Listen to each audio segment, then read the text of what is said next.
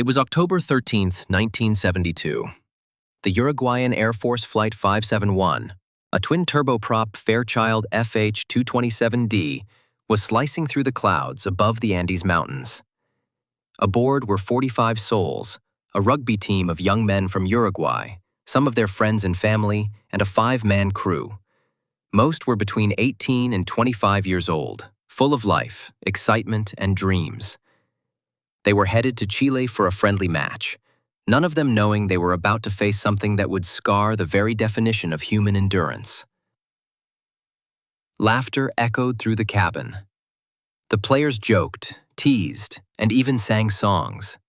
The team's coach had allowed some of their relatives to join the ride. There was an innocence to their journey, a bond that made the whole plane feel like a flying home. At 3:24 p.m., everything changed. Without warning, the plane entered a thick wall of dense clouds and freezing fog. The pilots, unaware of their exact location due to faulty navigation and poor visibility, believed they had cleared the Andes Mountains and began descending. But they were wrong. Suddenly, thud. The aircraft slammed into the side of a snow-covered mountain at over 200 miles per hour. The right wing sheared off instantly, tearing away rows of seats, flinging passengers into the void. The left wing disintegrated seconds later. The fuselage became a rocket, carving a deep scar in the snow before finally coming to rest on a glacial plateau at 11,800 feet, high in the Andes. Only 33 survived the crash. The temperature plummeted to minus 30 degrees Celsius, minus 22 degrees Fahrenheit, at night. Many were critically injured. Fractured legs, crushed lungs, broken spines. Blood mixed with snow. The fuselage was torn open. The thin air was hard to breathe. There was no food, no fire, no rescue in sight, just snow, ice, silence. They didn't know it then, but it would be 72 days before any of them would be rescued. The darkness came fast and cold. Survivors huddled together, using each other's bodies for warmth. Some died quietly in their sleep.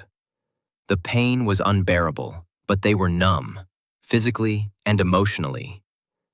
A young man named Nando Parado, just 21, had a fractured skull and was in a coma. His mother had died instantly. His 19-year-old sister was still alive, but barely. Nando wouldn't open his eyes until 3 days later. The second morning brought bitter truth. The survivors, still groggy and traumatized, began searching the wreckage for food. They found 8 chocolate bars, a few bottles of wine, and some peanuts. Nothing more. They rationed everything. 1 square of chocolate per person per day. They melted snow for water. They believed a rescue was coming.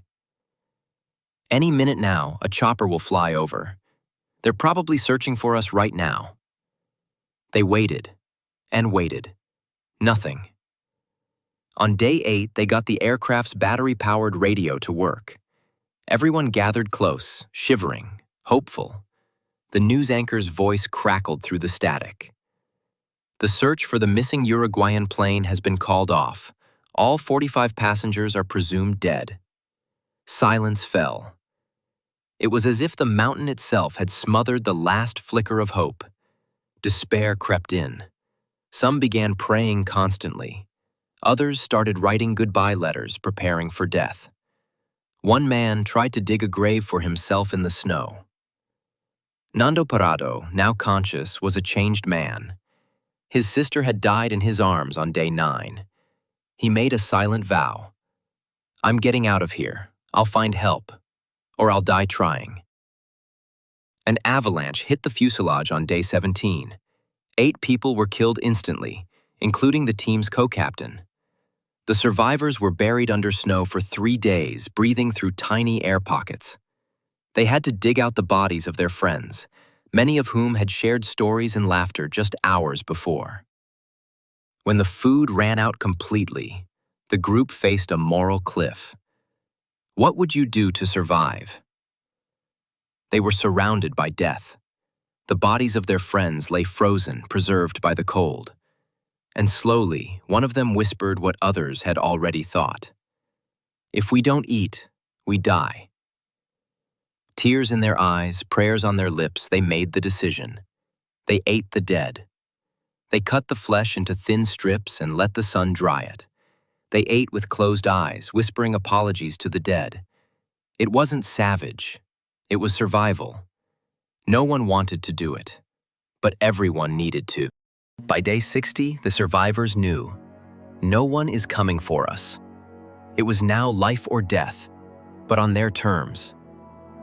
Two of the strongest among them, Nando Parado and Roberto Canessa, volunteered to go.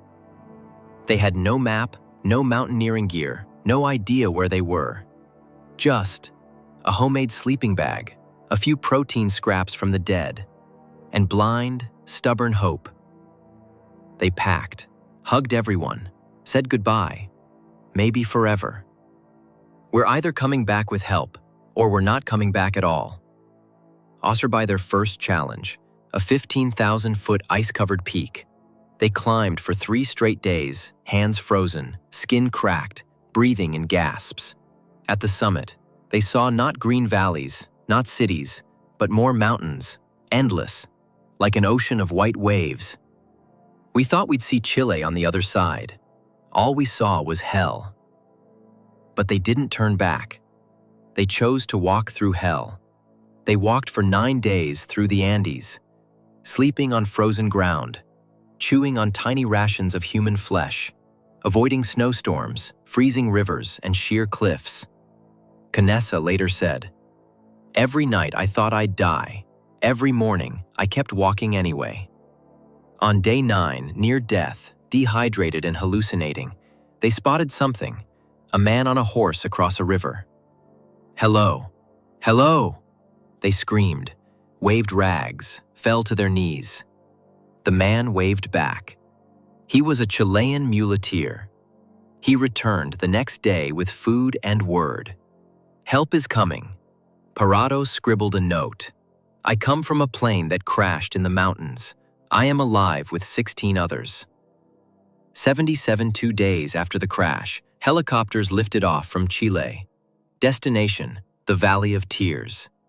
One by one, the remaining survivors were flown out, weak but smiling. They were not just passengers, they were warriors. When the world heard what they'd done to survive, many were horrified, but many more asked, "If I were there, would I have done the same?" Each of the 16 survivors eventually returned home. They married, had children, became doctors, authors, speakers. Their story became the book Alive, and later the Netflix film Society of the Snow. And in the decades since, one truth remains clear. They weren't lucky to survive. They earned it. Every painful, frozen, impossible step of the way.